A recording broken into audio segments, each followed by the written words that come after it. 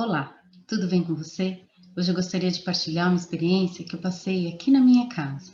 Meu marido é consultor de empresas, acostumado a lidar com equipes, e neste momento de mudanças, proporcionou para mim e para minha filha um momento bastante especial, que trabalhou em nós duas flexibilidade, paciência com o outro e principalmente adaptação nesse momento de mudanças e que percebemos que muitas delas não nos deixarão mais, é fundamental a gente aprender a se adaptar. Eu vou contar para vocês como foi. Primeiro, ele separou uma cartolina, alguns materiais de desenho. Disse para nós que daquele momento em diante nós precisaríamos ficar caladas, nós não poderíamos nos comunicar, nem mesmo por olhar. Deu um papelzinho para cada uma e pediu que nós imaginássemos o que iríamos desenhar naquela cartolina e escrevêssemos no papel. Eu escrevi o meu, minha filha escreveu o dela. Nem ele mesmo leu, guardou os papeizinhos. Depois ele disse para nós que a cartolina teria uma divisão sem linhas, né? Uma divisão imaginária. Canto superior direito, canto superior esquerdo, canto inferior direito, canto inferior esquerdo e centro. Enquanto uma trabalhava ali, não podia nem ver o que a outra estava fazendo. Ele dizia, vai meditar, vai dormir, vai fazer outra coisa, mas não pode ficar olhando. Então ele pediu que a minha filha fosse até o papel, até a cartolina, e começasse o desenho dela apenas no canto superior esquerdo. Deu um tempo e disse, chega. Então foi a minha vez. Fui lá e comecei a fazer o meu desenho pelo canto inferior direito. E aí eu me deparei com um desenho que não tinha nada a ver com aquilo que eu tinha imaginado fazer naquela cartolina. E assim ele foi alternando nós duas, e exatamente no momento em que ele dizia que era necessário parar, nós parávamos. Não podia colocar nenhum tracinho a mais. Então, cada uma de nós teve a oportunidade de passar por todos os espaços, sozinha e depois interferindo no desenho da outra. Então, chegamos a um desenho em conjunto. A hora que nós chegamos com o desenho finalizado no lápis grafite, nós começamos aí, nesse momento juntas, mas ainda sem conversar, a pintar aquilo tudo. Uma parte dessa vivência eu tenho aqui filmada e eu vou mostrar para vocês. Mas o que eu achei de muito interessante nessa vivência? Cada vez que a minha filha ia lá e fazia uma parte do desenho que não tinha a ver com aquilo que eu estava imaginando, eu tinha que me adaptar àquela nova situação.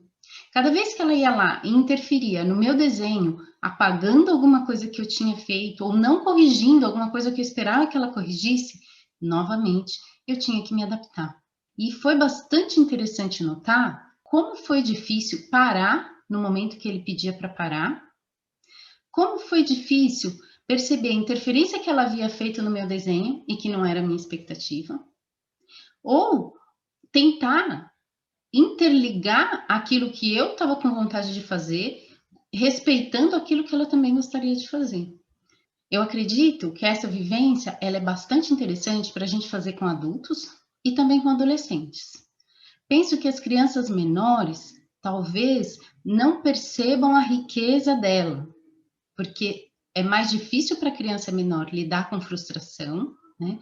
É o que os psicólogos, os neuropsicólogos chamam de freio inibitório, que ainda muitas vezes não está maduro para que ela vivencie uma situação difícil e tome proveito dela.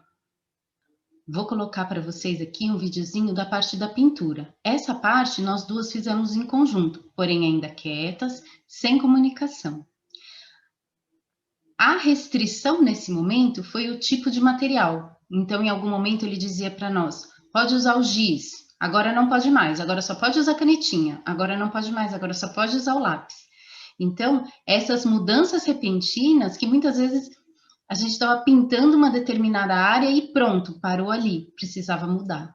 E precisava que aquilo ficasse bonito e prazeroso também. Espero que vocês gostem.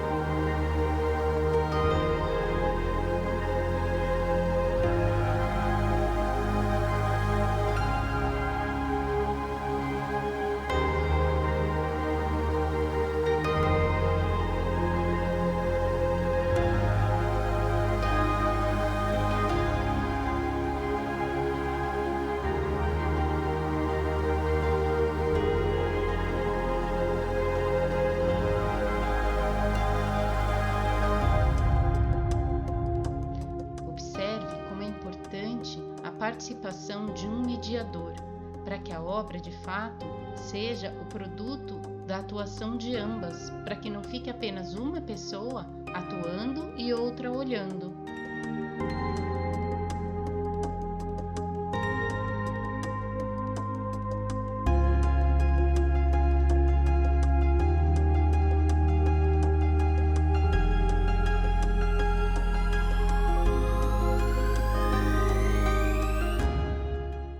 Depois do desenho concluído, nós, em conjunto, fomos ler os nossos papeizinhos, né? E cada uma pôde entender o que a outra gostaria de fazer, ou gostaria de ter feito se fizesse sozinha, e também partilhar os nossos sentimentos e a experiência uns com os outros. Foi bastante rico para a gente. Espero que, se você tiver a oportunidade de fazer, seja rico para você também. Gratidão a você que curte, comenta e compartilha os vídeos deste canal. Até o próximo.